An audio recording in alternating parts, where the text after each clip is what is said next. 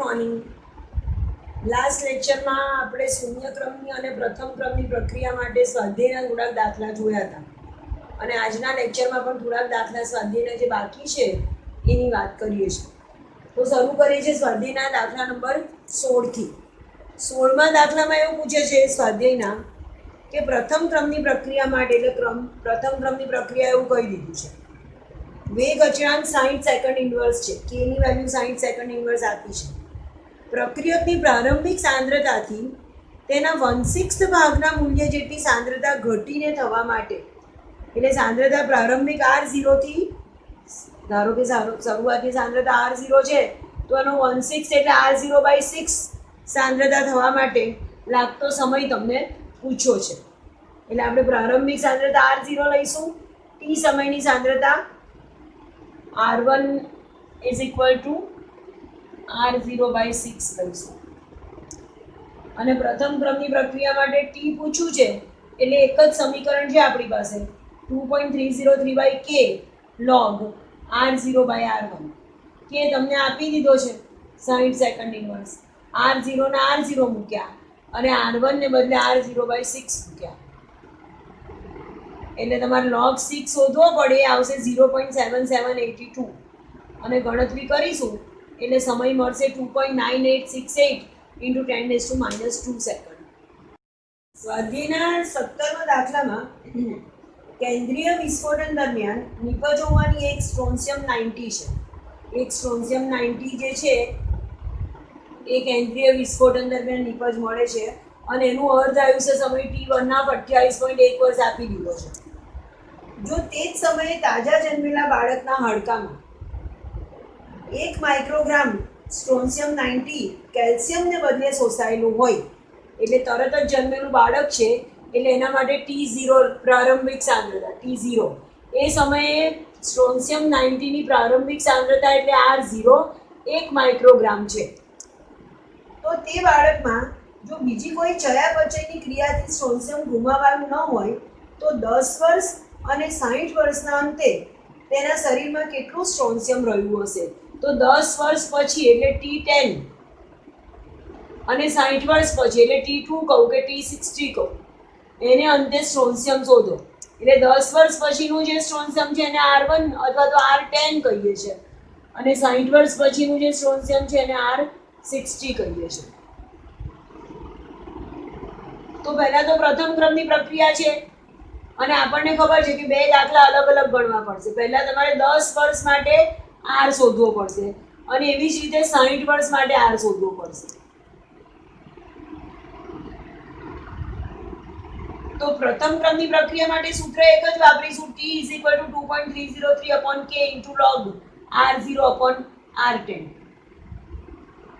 તો k ની value શોધવા માટે T1/2 તમને આપી દીધો છે. k is equal to 0.693/T1/2 પ્રથમ ક્રમની પ્રક્રિયા માટે. T1/2 28.1 મૂકવું એટલે મને k ની વેલ્યુ મળી. હવે 10 વર્ષ પછી બાળકના શરીરમાં સ્ટ્રોન્શિયમનું પ્રમાણ કેટલું હશે?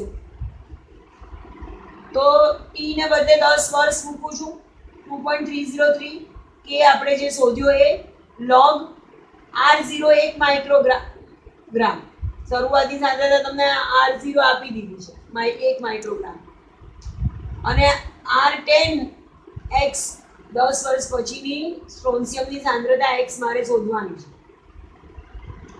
ખાલી સૂત્રમાં કિંમત જ મૂકવાની છે. આ બધાને સૂત્ર કરતા કરવું, 10 × 0.025/2.303 is equal to log 1/x. એટલે 1/x બરાબર આનો એન્ટીલોગ શોધવો પડે. એનો એન્ટીલોગ મળશે 1.266, એટલે x બરાબર 1/1.266 કરીશ તો x ની કિંમત મળશે 0.7898 માઇક્રોગ્રામ. એટલે 10 વર્ષ પછી સ્ટ્રોન્શિયમની સાંદ્રતા બાળકના શરીરમાં 0.7898 માઇક્રોગ્રામ હોય. અને એવી જ રીતે જો 60 વર્ષ પછી શોધવું હોય તો અહીંયા T10 ને બદલે T60 એટલે 60 વર્ષ મૂકવા પડે. બાકી બધું એનું એ જ. અહીંયા 60 વર્ષ મૂકીશું એટલે જે જવાબ મળશે એ 60 વર્ષ પછી બાળકના શરીરમાં સ્ટ્રોન્શિયમની સાંદ્રતા મળશે. ક્વેશ્ચન નંબર 18માં એવું કહે છે કે પ્રથમ ક્રમની પ્રક્રિયા છે અને 99% પ્રક્રિયા પૂર્ણ થવા માટે લાગતો સમય એ 90% પ્રક્રિયા પૂર્ણ થવા માટે લાગતા સમય કરતાં બમણો છે એવું સાબિત કરવાનું છે. તો 99% પ્રક્રિયા પૂર્ણ થવા માટે લાગતો સમય પ્રથમ ક્રમને અનુસરીએ તો t is equal to 2.303/k log. હવે 99% પ્રક્રિયા પૂર્ણ થઈ એટલે પ્રારંભિક સાંદ્રતા 100 લઈએ, 99% પ્રક્રિયા પૂરી થઈ ગઈ એટલે છેલ્લી સાંદ્રતા 1 આવે, એટલે R0 100 લેવાનો, R1 1 લેવાનો. અને જો 90% પ્રક્રિયા માટે લખવું હોય તો સૂત્ર એનું એ 2.303/k log. 90% માટે R0 100 લેવાનો પ્રારંભિક સાંદ્રતા, અને 90% પ્રક્રિયા પૂરી થઈ ગઈ એટલે 10, સપોઝ 100 મોલ લીધા હોય તો 90 મોલ વપરાઈ ગયા તો 10 મોલ બાકી રહ્યા એટલે R1 10 લઈએ છીએ. અને સમીકરણ 1 ને સમીકરણ 2 વડે ભાગી નાખું છું, ગુણોત્તર લઉં છું 2 નો, તો log 100 2 આવે ને log 10 1 આવે એટલે ગુણોત્તર 2/1 આવે. એટલે T99% is equal to 2 into T90%. એટલે 99% પ્રક્રિયા પૂર્ણ થવા માટે લાગતો સમય એ 90% માટે લાગતા સમયનો બમણો છે એવું સાબિત કરી શકાય. સ્વાધ્યાયના 19મા દાખલામાં પ્રથમ ક્રમની પ્રક્રિયા છે એવું કીધું છે અને 30% વિઘટન માટે 40 મિનિટ લે છે. તો T1/2 શોધવાનું છે. એક તો 30% વિઘટનનો મતલબ એવો કે શરૂઆતી સાંદ્રતા જો 100 લઈએ અને 30% એનું વિઘટન થઈ ગયું એટલે ટી સમયની સાંદ્રતા 100 - 30 એટલે 70. તો આપણે R0 100 લઈશું, R1 70 લઈશું. સમય T 40 મિનિટ છે. T1/2 શોધવા માટે પ્રથમ ક્રમની પ્રક્રિયાનું T1/2 શોધવાનું સૂત્ર છે આપણી પાસે T1/2 is equal to 0.693/k. એટલે પહેલા તો આ સૂત્રનો ઉપયોગ કરીને k શોધવો પડે. પ્રથમ ક્રમની પ્રક્રિયા માટે k શોધવાનું સૂત્ર છે 2.303/t log R0/RT. T 40 minute, R0 100, RT 70. 2.303/40 ની વેલ્યુ આવશે 0.05757 અને અહીંયા હું કરું છું log 100 minus log 70. આ log 100/70 નો મતલબ log 100 minus log 70. log 100 2 કહેવાય, log 70 આવશે 1.8451 અને બેનો તફાવત મળશે 0.1549. એટલે k ની વેલ્યુ મળી 0.0089 મિનિટ.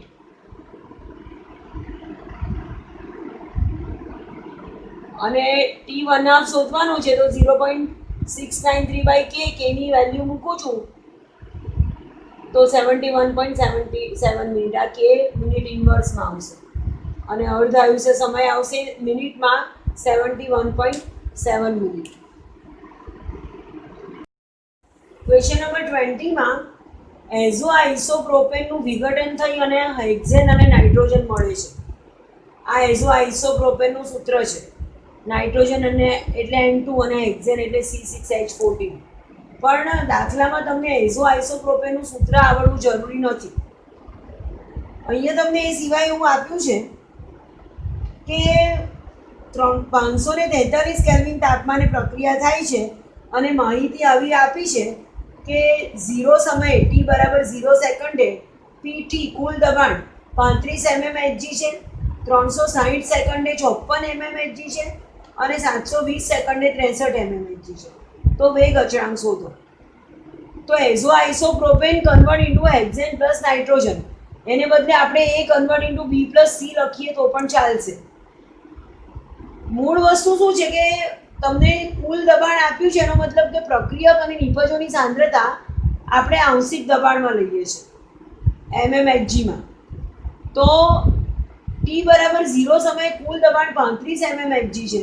જ્યારે પ્રક્રિયાની શરૂઆત થતી હોય ત્યારે આપણી પાસે ફક્ત પ્રક્રિયક એ જ હાજર છે, B અને C તો છે નહીં. એટલે જે કુલ દબાણ આવશે એ જ એનું આંશિક દબાણ કહેવાય. એટલે શરૂઆતનું એનું દબાણ 35 mmHg.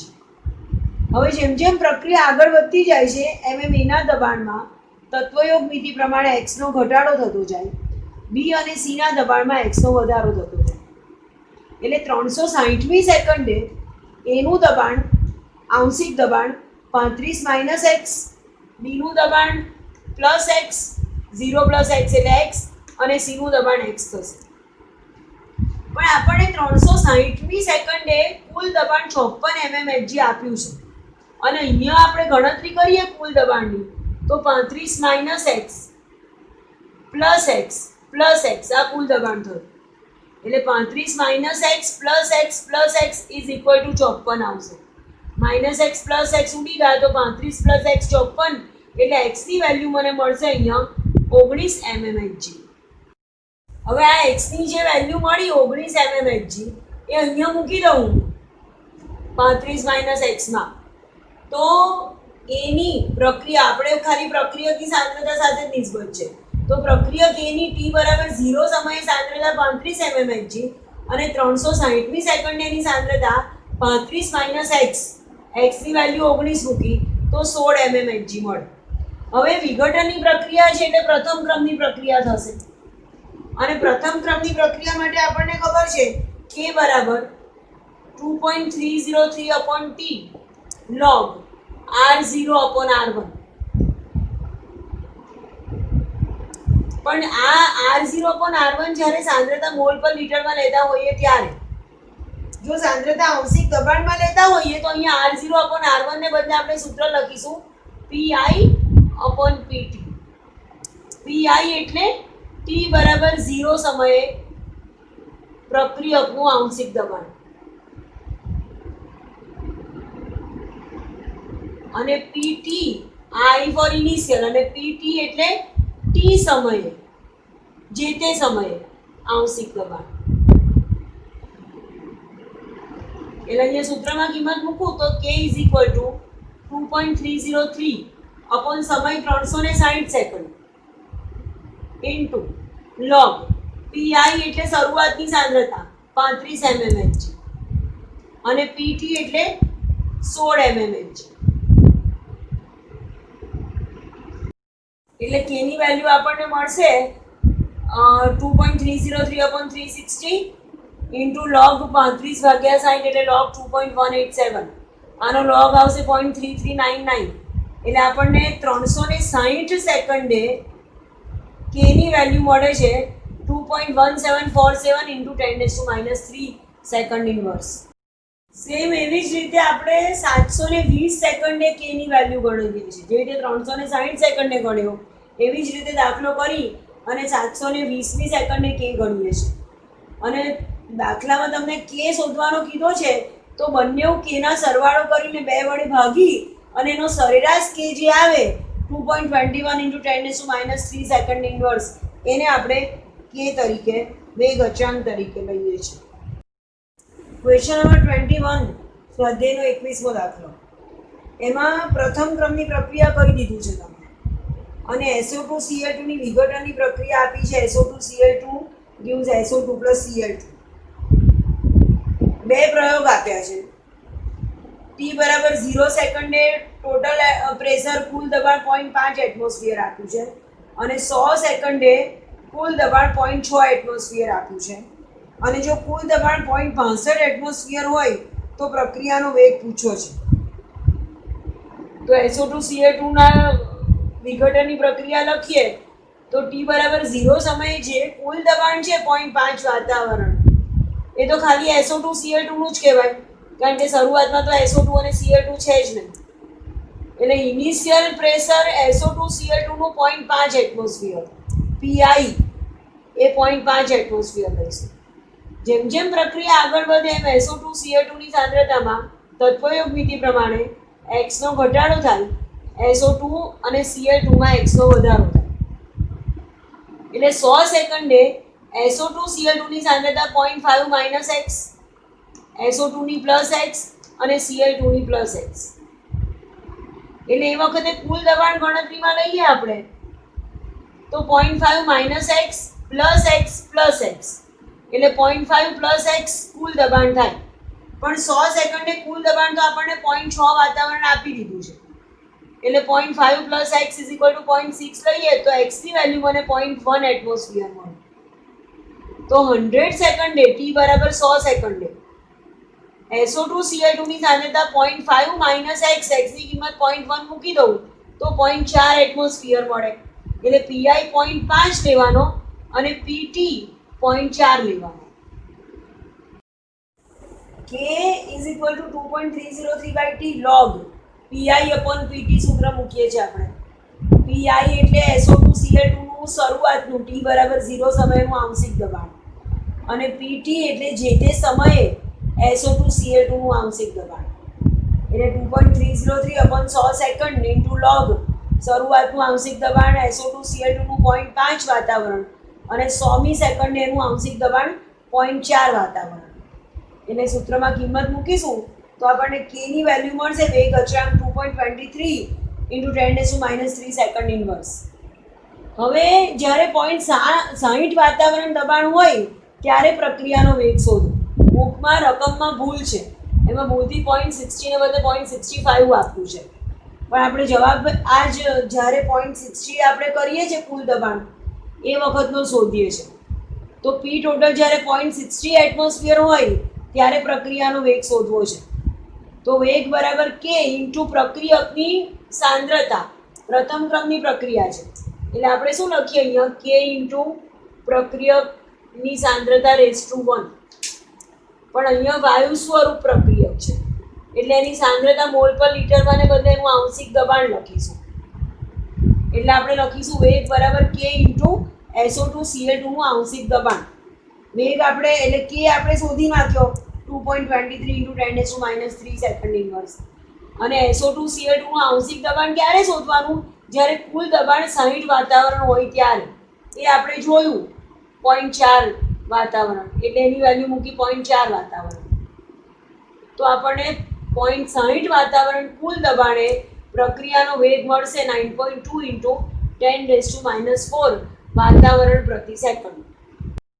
તો અહીંયા આપણા ચોથા ચેપ્ટરના જે શૂન્ય ક્રમની પ્રક્રિયા, પ્રથમ ક્રમની પ્રક્રિયા, અર્ધ આયુષ્ય સમય એને લગતા કોયડાના લખાણ સંબંધિત અને સ્વાધ્યાયના એ બધા દાખલા પૂરા થયા. હવે નેક્સ્ટ લેક્ચરમાં આપણે આગળ થિયરી જોઈશું. Thank you.